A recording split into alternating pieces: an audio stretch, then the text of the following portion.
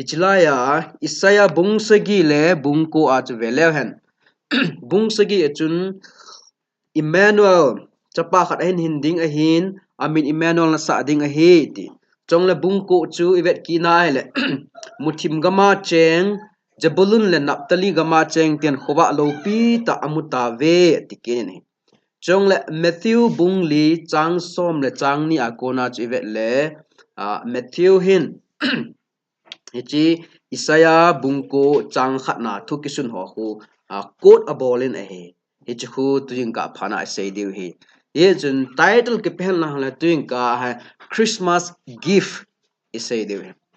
Christmas gift Christmas a thilpe chu ipi ham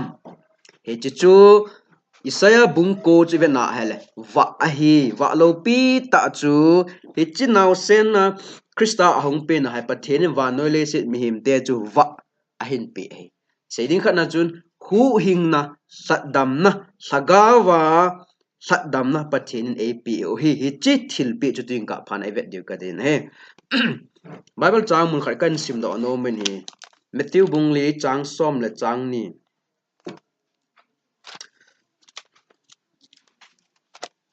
Matthew bungli chang som le chang ni Matthew bungli chang som le chang ni bungli sung hi sim leo hen paka Yesu Krista hlepma ni som le ni som li le zan som li ana thu sim chu mu de we hi chi ki chai cha chu mi ama ko ma ahongin John tuilut sa pa song kula tang tai ti a het phan chun amani pi sei tam Matthew bungli chang som la chang nia chu John song kula a khumu aza phanin Jesu jong Galilee gam langa aki hindo tai Galilee gam langa aki hindo tai ama wang Nazareth kho da san achen Jabulun le Naphtali gam sung Galilee dil len pang Capernaum kho a apan sai hitia hi Isaya thim gau kama kiseisa Jabulun gam le Naphtali gam Jordan ga la tui khang len lampi namtin vai pi chen na Galilee Muthim la cheng ten Khovah Amu Taove thina Muthim gama cheng te chunga khu hungwa tai kiti chu goilhun na dinga chuti a hi 17 nga seminga de hichilaya pachun Jesun thu ahil hanglen wana lengam chun hikom ahin phatai na chon sit lung khel win ati atu thing da sim da pathin phatei bo pe hanlang hilaya Matthewin Isaya thim ngau pa kum jasagi before 700 na 700 years ago kum jasagi masanga gau thu ana sei chu Matthewin tu a hi quote abola ase ta aile ahong ki pat dan Isaya le khabu hi ga seyoite Isaya le khabu hi abung hi 66 chan au min he aile hichi Isaya le khabu hi hopni na ki homin he rike chan chamha ga ngayodin chang khana ko na chang som thum le ko chan khun ipi sei ta metile thutan ding Israel te chon se ji na ni khat le ama ho chunga thu hum ki tan ding a hi ti khu atam zo ana se jin he ai le 40 agona 60 chan khun ipi sei kita am tile ni khat le Messiah hung ding a hin ale ngamang a hin tun do ding Israel te chunga chamna ding a hi atin he ale in hle neo zep kina ale Isaya bung khana ko na chang bungup chanchuni psa kita am tile Israel te chon sit na ve sa cha he chi sung hu simle han Israel te chon sit na tam ta isim do diwa he hi zena khu Isaya thim gau pan an se he chi chon sit na hi su beiding ailowa hi le chon sit na ko na hi chi Israel te hu do ding itia hele ama hola akona mi hung peng ailowa alam kai homa ma chu kimang thei pon te pathina kona hung mihim auma hele ama bo chun hi chi chon sina kona a hu do the hi ati ena chu chang sagia bung sagia kona bung som le bung ni chan khu vet kina le pi sei tam ni khat le hu hing pu hung ding a he ti a sei ta ala tu jing ka pha na ei hon I thu pi se ne du bung sagi le bung ko sung hi chilaya ni khat le hu hing pu hung ding a hi ami Israel te pi ding le chon sena kona hu do dinga ni khat le hu hing pu hung ding a he ti chu hi chi group sunga hina ki mo na he hina chu tuing ka pha na he chu isei diu he ai le janila chun them chakhat isewin isaya bung sagi sung hi vele hen thu sim khat au min he chang som le chang le chu sim le hen Emmanuel ti imu diu he ai Emmanuel gau thu hung ki sei khu aji uma hung ki sei ya he aji hu ka hin sei masa deng hen ama sa pe na chun Israel lengam chu khat an hi in leng masa pen ta chu Saul leng pa an hen abana chu David hen abanin Solomon hewin he chi mi thum leng thum hin Israel gam pum pi chu anapu ya he ale Solomon ki cha ya hin ama chapa Rehoboam le Jeroboam khang ahung hi ta na he ama ni chu ki to lo ji nin lengam chu ake ta na he Israel lengam khat chu tu ni ki so ta na he khat chu Israel ki ti in khat chu Judah ki ti ta na he ai le hichi Israel lengpa chu peka an hin he hichi pha lai Isaiah khanglai chun ai le hichi Israel lengpa to Syria lengpa he ahung ki ho to in khaye eini ki tho khom hitin hichi Judah lengpa khu galinga ki sat pi hitin agam khu lahi te atis ena ama ni chu hung kon hona Judah lengpa chu Ahas sa dinga ahung hon le Ahas hitiza be se a aman pi sei tam chengatin Assyria lengpa Assyria te chu pathin ho a hi po win hai pathin ho lo mi te a hi win hai ena chu ama chu chengatin Assyria lengpa koma ki thopina ka ga thum ding he ti he chu Isaiah thim ga pan aza pha na chu ai poi che hi ben Hilaya leng phalo Israel leng pa to Syria leng pa thilgon ko lotling loading a hi kichahi ben tes ale ama chu pathin aha chu pathin ta san lo a hi na chu kicha chu Israel team ga Isaiah team ga pu thu se yong chu aman ata san da po nei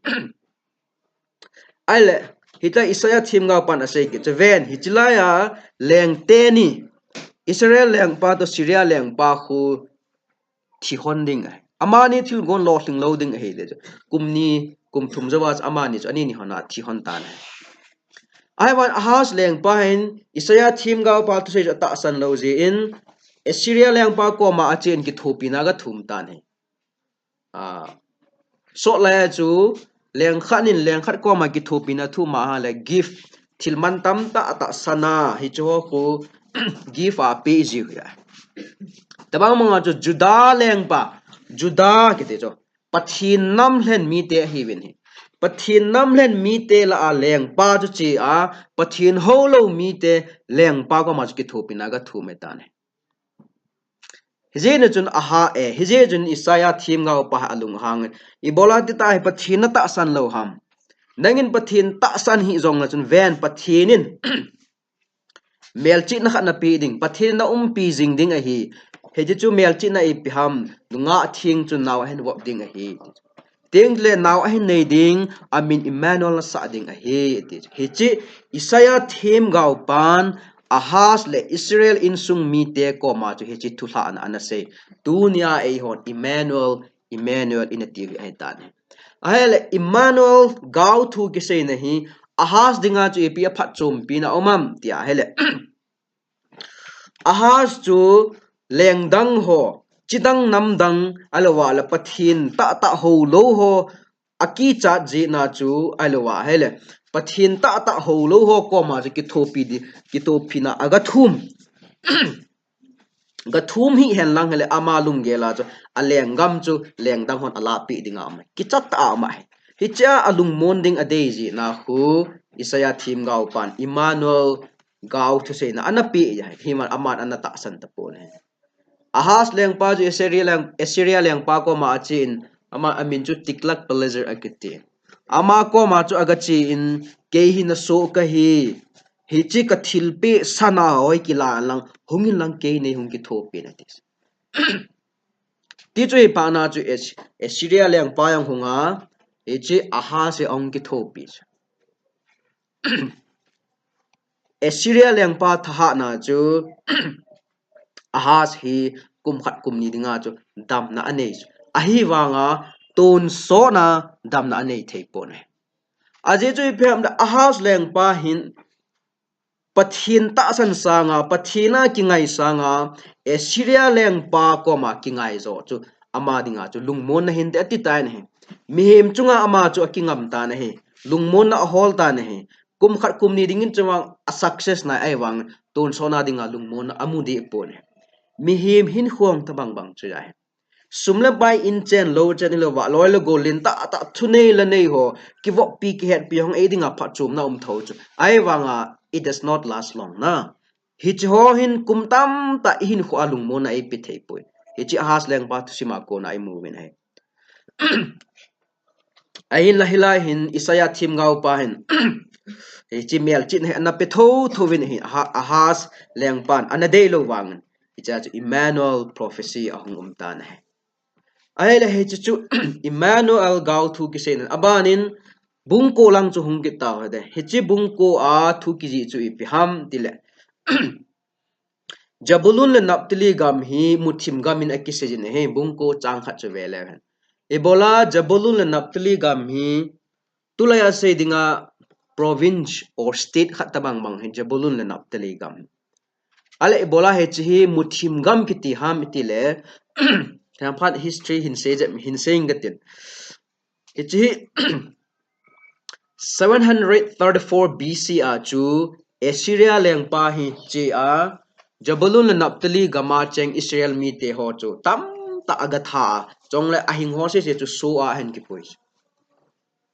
ama ho khang la chu akibol gen thei ting leo ain alovu yong ahal pi wa chongle agamu yong ahal ji chu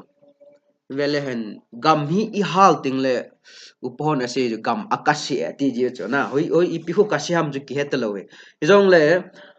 gam la hi hampai plo thingphung tlo imat cha lo ting le khat ve le niel gam mong ki so pai pai ji eta anche lo hing crops alo wa ala thingphung lo phung ne the ho yong hing the lo ta hitaba nga kho an ki bol eng se ji wa agamu yong an hal pi ya he jong le Jabulun Naphtali chu Israel phung hiya pathin nam thlen mi te pathin mi te na hi wa ale Jabulun Naphtali gam chu chidang namdang Assyria dan abulo phanwa chu hi chigama chu pathin mi te cheng talo chidang namdang pathin ta san lo Jehovah pathin holo ho cheng ta wen hi pathin mi te gama ale hitia amo chu hung cheng halu wai ta Israel mi te to chidang namdang ho achen hal phanwa chu Israel mi ten jong ama ho Bible te taute Mosidan ho yong azui the ta po wen ho inong phata kai the ta lo ho hil rabai kiti ho amo ho lam kai ho yong hitalo chidang namdang te chon dan khan dan le pathin ho limsim thu ho chu Israel dan jong aho hi ta hina chu ta sa ve na la agamong chu ki to ma he ta ni ki hal se ta ni thagao langa pathin thu langa ve na la pathin thu him chu hi chigama chu umlo wa he ta ni yena chu Bible in Muthim gam a he ti hai he chi Muthim gam chu hunglen che tulai mi tam ta lung thim hi Muthim gam mai ta he chi Muthim gama cheng ho hu do dinga chu Emmanuel hi hunga he tu nya se Bible a kiche tai mu ai le jan laung je ka sejin Israel gam hi Bible a khu gam lai lung a hi ki ti chu ai khu tu a khu war map khu ve na a hi le a lai lung khu hi be se lo wa he ai a chu ta san dol Genesis lam khu sim leo hen so na chu continental drift da continent ang umlo so le si pumpi khat tuyang khu mun choma haya to hai vele mun zo se a tuyu min ti akika alina len ita banga chu thina thei ti jan thei tam ta mi yong la pathin wan loi le sit ase ma genesis lam ko ve na hele le sit hi khat ilanga he tui hi te a chu uma alai lung lai ta ko israel gam ko pathin api hi ai api yang khu ibola pathin in israel te chu gam lai lung api ham tile ama hole le ho pathin ta he a hi jinwa chu pathin ta a he nu khu ama hon ba no le sit na hi ti a ahin the zaldi khu ade na man gam lai lung an ko hi ai ala continent ho ong ki ho min ichu ko genesis ang ki ji ni koi khang lai ati tamang chu ka he chi tapon ama khang lai a ko na chun ichi gam hi ong ki hom henin go ha zu je idham alwa no ha tui sang le je idham the topography wa noi le se da alup dan nong hi ahung ki helin ai icha ko na khu gam ho le thina the ki cha the joy hung ya ichima sanga chu an pon ai le isira gamlai lunglai ta no min chong le continent ahung ki hop pha na kon ve ki le han ama khu africa europe asia lai lunglai ta no min tuang khu imuna lai de hena chu old testament khanglai chu israel gam khu athupi pen ta an he jane wa noile sit nga gam thupi pen ta khana ke chu israel gam khu ya aje chu sona chun flight dang anom bu na car transportation jo tu lai ta bang ai pu chu chu het sa hena chu ama hon kung anamang win chong le lampi sakol kang sangan ta chu agam aninia ana zo no hi hena chu hi chi continent thum ho khu ki ve na langa elo transportation communication lang ateng le ama hon a ho jing khu israel gam hi ai hi chi israel gam ma khu highway khat che chu Europe langa kona hung nga Africa Asia and hopa Africa langa chi ai hichi highway hu Galilee di lane panga ya chong lai hon to tui pi lane ti he no Mediterranean Sea hichi koma khu chi ai hichi highway cho hena chu hichi highway anato pha ho chu leng hausa gam hausa an hi wa ya hena chu Pharaoh Egypt khanga ko na Assyria henlang Babylon henlang Rome de Medo Persia lengzo se de vele han akisat na ku Israel chu dan mo ma ibola Israel le aju kisat ji wa ham le hilaya lampi continent thum connect bo lampi chu amon ato pha go no ya tulang vele han commercial town ho hi kichu chu jeng wa chu na thing noi ham gam noi ham in noi ham amo tax la ding alowa hala to pha wa hala sumlanga yang ama ho hau hitabang mga chu Israel gamang ko hiti apana thupi hi ai le hichi lampi hu ahongin phai chamlen ta khat azot pa ti chu Galilee panga ko hichi hu Megiddo kiti chu Megiddo phai cham ko ahen ho pa in hichi phai chama gal kisa chun more than 35 war na gal som thum le gal nga wal he aneki sa ta ne so na go Egypt te khanga ko nan tu ni ge hichi Megiddo phai chama ena thupona John khun hichi chu gau thilmu amu aga manal masanga Krista hungting le Krista do pa do Krista kisa na ding phai cham nong chu Megiddo phai cham ya ena chu Armageddon ati ya Armageddon ti chu Megiddo phai cham ati na jilai khu gal hung kisa kiding he ai jilai khu mun thupi ta khat Israel gam sunga anom hi da he ale hechi highway a kona kho Zabulon le Naphtali gam chu ga gam laki chu ena chu communication transportation ong chu ha sajep kina he Zabulon le Naphtali gam dinga chu izena chu koi maung chu ka chi be se lo ki ve mi ho yang be se lo education lang economic lang le pia trade lang le ama ho chu muthim gam mong gam khang to lo mong iding dan hai hin la azo Matthew bunglia esima chu vele hen pakaya su Krista in John chu songkula atang tai John chu thuhe to sa hung chu na ama chu Yesu Krista thuhe to sa hunga hen ale ama chu aman wa sung kula akoi pha na chu kai su Christian pathin na to an pat ta ahin pat pat na khu anewa ko na Nazareth na no ma hin ai wa khu Nazareth na ko na ho ano do thim gao hi a leng a hi na chu Nazareth committee a het lo ji wa chamon anano dos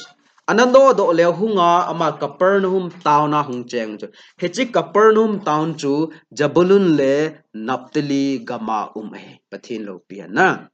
min adon lo sagawa yong muthim gambang ta sa yong khanto na I macha lehil gama chu pakaya su Christian pathin na to ahin pana ahi le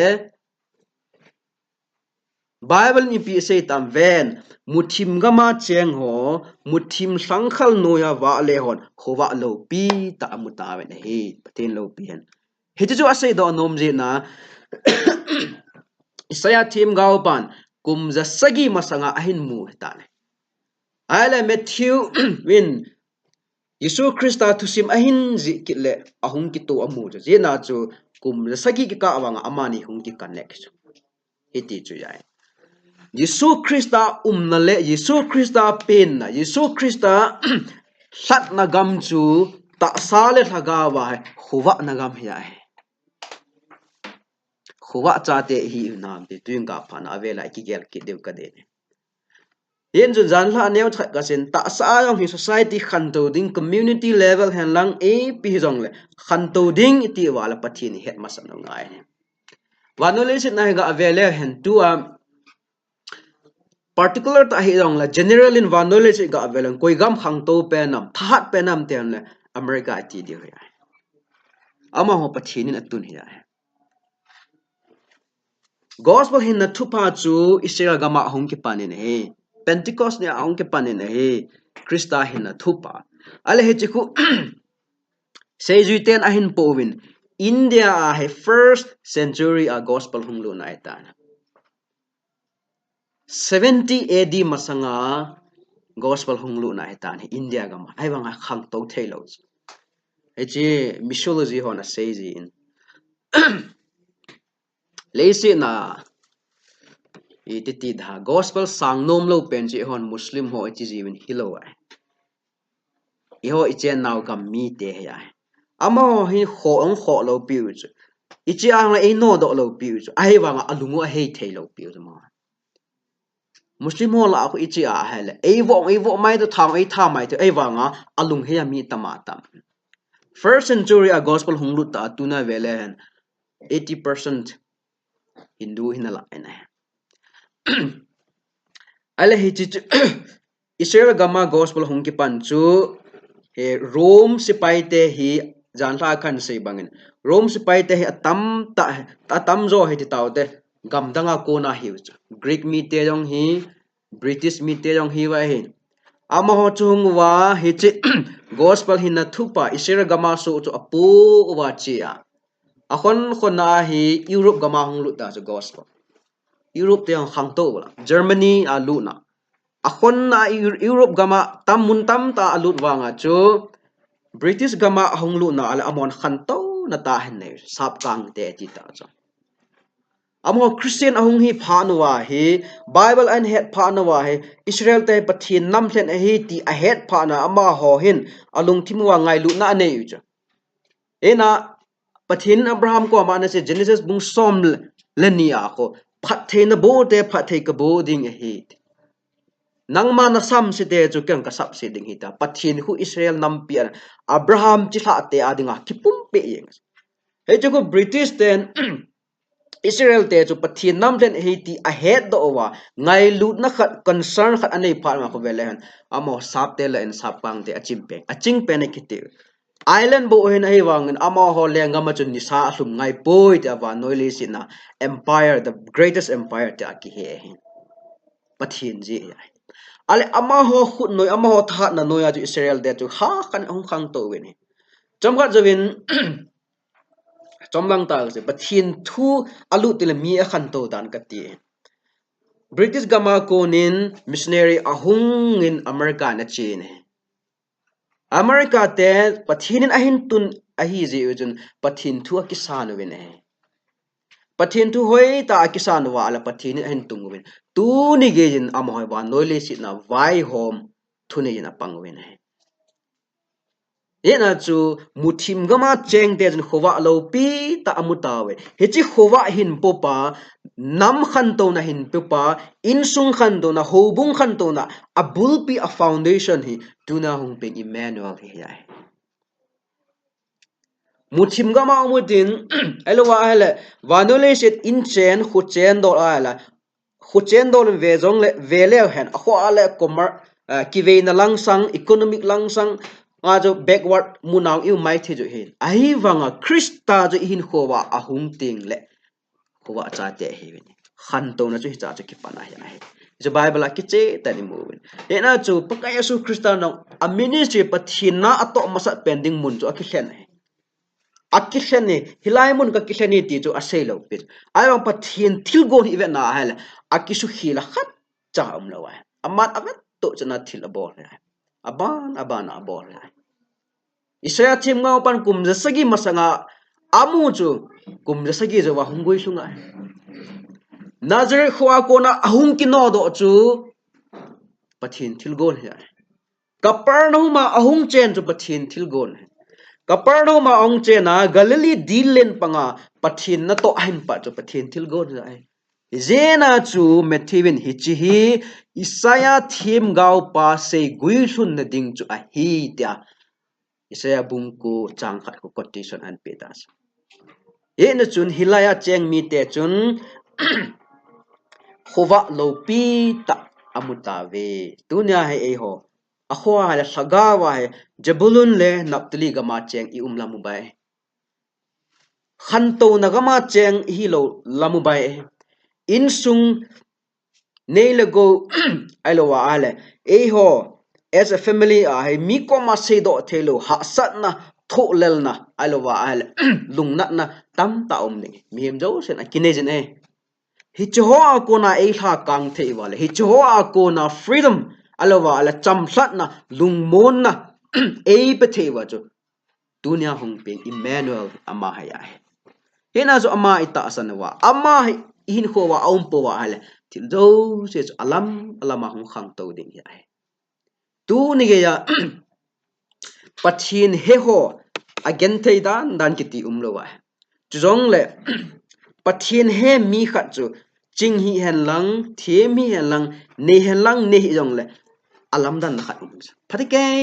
cha ive na hal pathin he mi khat chu nunga go lang chapang hen lang te se hi jong le alam dan khat mai aki hi na khat mai ni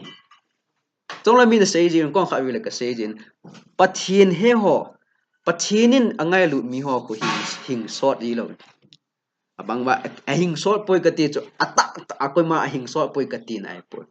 ai pathinin angai lut khat chu ama ko ma aum sa no mi dinga na leisit hi ka namon hi ai holjin namon hi ai echen na di hai po na he yon lung mon na ani elwal in hoita lo hoita ta alwa family hoita ta sa dinga chu very secured awang thagawa dinga secure hi lo mai the ai thagau chu a foundation hi ngai na he te chu Icha ko na jabulul naptali spiritually and physically blind and oppressed land sagao le ta sa le sagawa anaki sunim vetlowa anaki koi donlowa anaki koi chu